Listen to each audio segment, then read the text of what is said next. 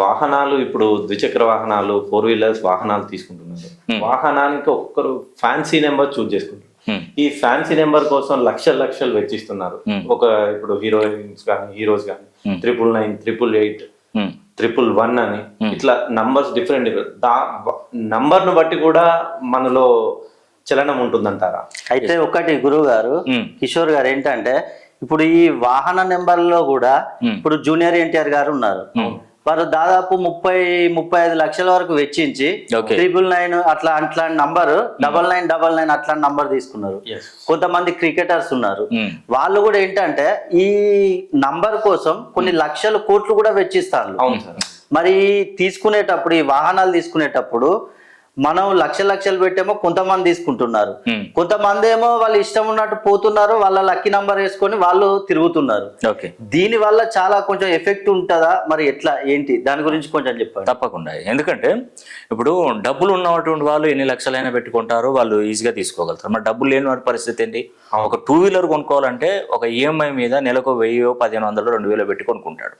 అది కొనుక్కున్న తర్వాత కొద్ది రోజులకే దానికి ఆ బండికి ఏదైనా ప్రమాదం జరిగింది అనుకోండి, అప్పుడు ఎంత బాధపడిపోతారు. ఉదాహరణకి ఇప్పుడు ఒక కారులో పోతున్నాం, మనం కారులో పోతుంటే 3 శత్రువుల మధ్యలో ఒక మంచివాడు ఉంటే ఆ 3 దాడి చేస్తాడు. అంటే అక్కడ నీకు అర్థమైపోతుందా? అంటే 3 శత్రువులతో ఒక మంచివాడు పనిచేయలేడు. అదే 3 మంచి వాళ్ళతోని ఒక శత్రువు ఉంటే వాడిని కూడా దీనిలో కలుపుకుంటాడు, మంచివాడు వాడిస్తాడు. అలాగా మనకు నెంబర్స్ కూడా ఈ వెహికల్స్ నెంబర్లు కూడా అంత వ్యక్తించి పెట్టకుండా, ఇప్పుడు జూనియర్ ఎన్టీఆర్ గారు తీసుకున్న 9999 ఉంది అనుకోండి, ఇప్పుడు చాలా మంది ఏం చేస్తారంటే మొత్తం టోటల్ కొడితే 9వ నంబర్ రావాలని అపోహ మాత్రమే.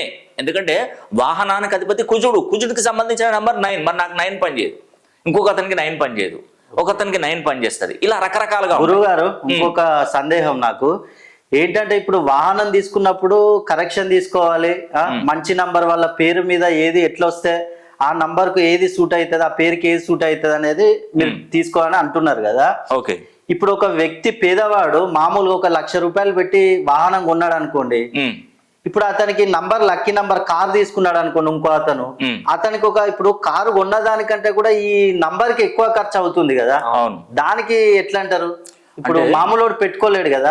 ఎట్లా అంటే నేను అదే చెప్తున్నాను. ఇప్పుడు మనకు యూనివర్సల్ నంబర్ అని ఉంటది. ఇప్పుడు మీరు ఎప్పుడైనా వెహికల్ కొన్నప్పుడు ఆర్టీఓ దగ్గరికి వెళ్ళి 1000 రూపీస్ డీడీ తీసి వాళ్ళకి ఇస్తే మనకు కొన్ని నంబర్లు రిలీజ్ చేస్తారు. ఒక 100, 200, 150, 200, 300 చేస్తారు.